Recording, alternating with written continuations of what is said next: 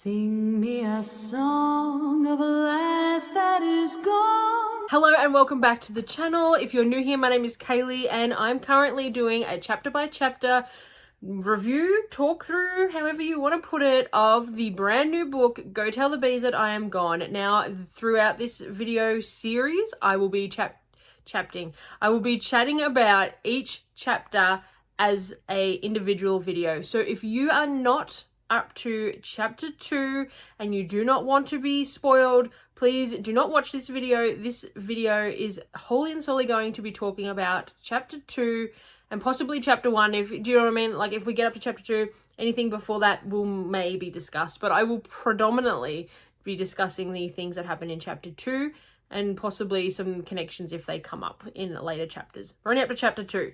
It's crazy. It's very crazy that I'm stopping to do a video each time. It's killing me. This book is going to take me forever to read or listen. Anyway, chapter 2, last chance for spoilers. Let's talk about it. So chapter 2 is titled A Blue Wine Day, and it is predominantly told by Bree while she is away hunting with her dad Jamie the morning after they have returned to the Ridge. Now, this chapter was fantastic and it has a lot of dialogue between Jamie and Bree in regards to what's been happening on the Ridge and what's been happening with Jamie. Some of the key points that are mentioned is the fact that Jenny has now moved to the Ridge and that Ian is married and has a baby all of his own. The letters that Bree and Roger receive in the future are also a predominant talking point in this chapter. We learn that there were 3 sets of letters sent to 3 different banks, and, you know, in the hopes that at least one set will make it to Bree and Roger. Obviously, we know they do.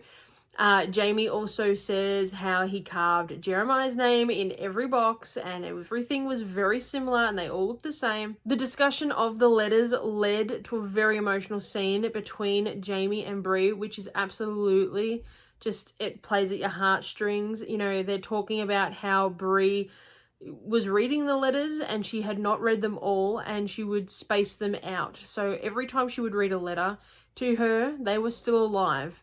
Jamie did say, well, no, when you were reading the letters, we were dead. We were well gone. And Bree explained exactly how she felt about that. And that, no, to her, every time she read a letter, they were alive and well. This chapter also had the reunion of Bree and young Ian.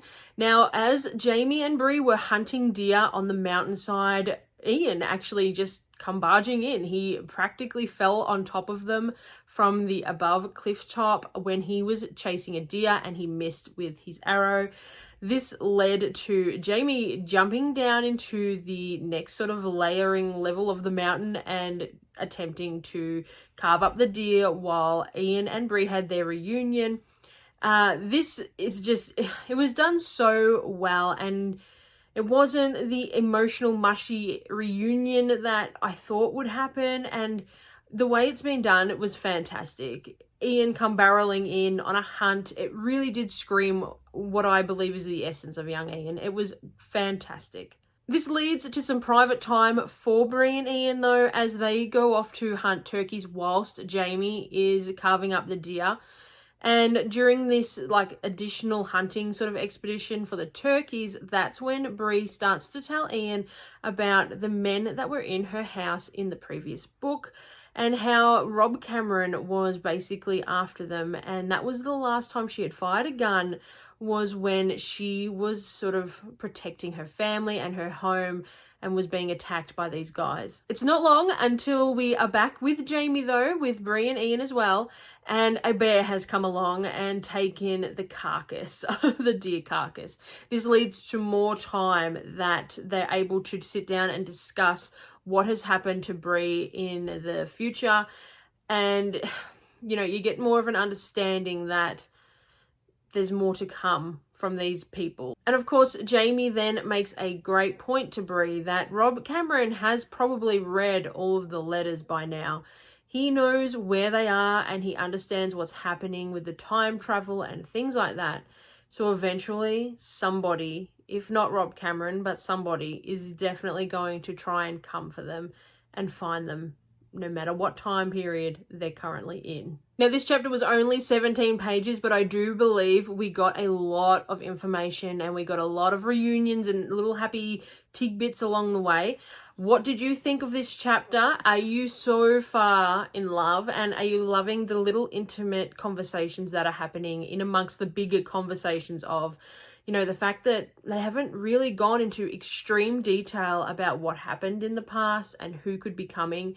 What do you think is coming up? I'm so excited to know what people's theories are about this book.